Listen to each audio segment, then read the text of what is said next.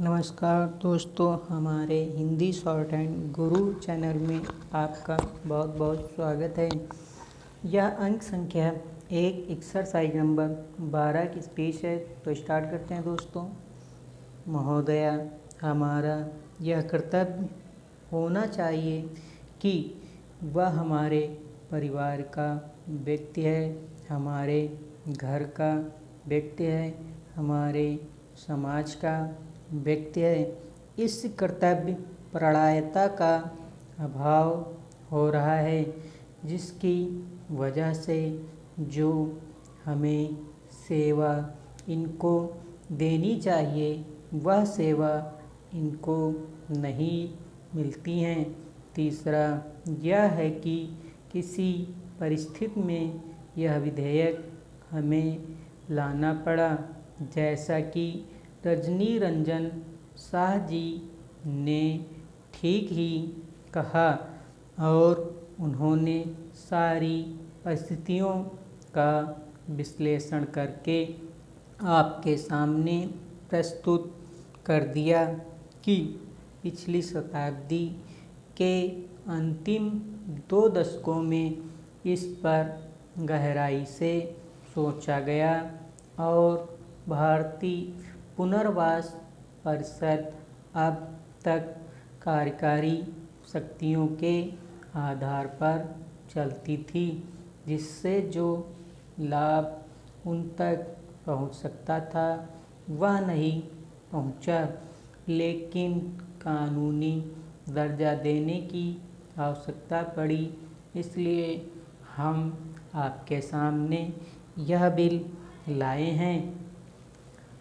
मैं बोलने जा रहा हूँ। हमारे माननीय सदस्य ने बहनों के संबंध में कहा, किसी परिस्थिति विवश वह बांझ अवस्था में जाती है, उन्हें भी विकलांग अवस्था में मानते हैं। माननीय सदस्य ने एक और प्रश्न उठाया है कि सरकारी नौकरियों में उनके लिए क्या प्रावधान है।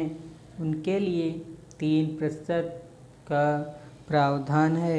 एक बात और मैं विशेष रूप से आपसे निवेदन करना चाहता हूँ कि मेरे पास इस तरह के जो भी पत्र आते हैं, जो भी विकलांग हैं, असमर्थ हैं, जिन्होंने शिक्षा प्राप्त कर ली है, योग्य हैं, लेकिन उनको कहीं नौकरी नहीं मिलती है। इस संबंध में मेरा कहना यह है कि 3% तो उनके लिए निश्चित है ही। इसके अलावा भी हम उन विभागों को उनके लिए पत्र लिखते हैं। यह हम अपना कर्तव्य समझते हैं। हमारा यह फर्ज है, सार्वजनिक क्षेत्र में जितने उद्योग धंधे हैं, मैं उन्हें भी लिखने के लिए तैयार हूँ।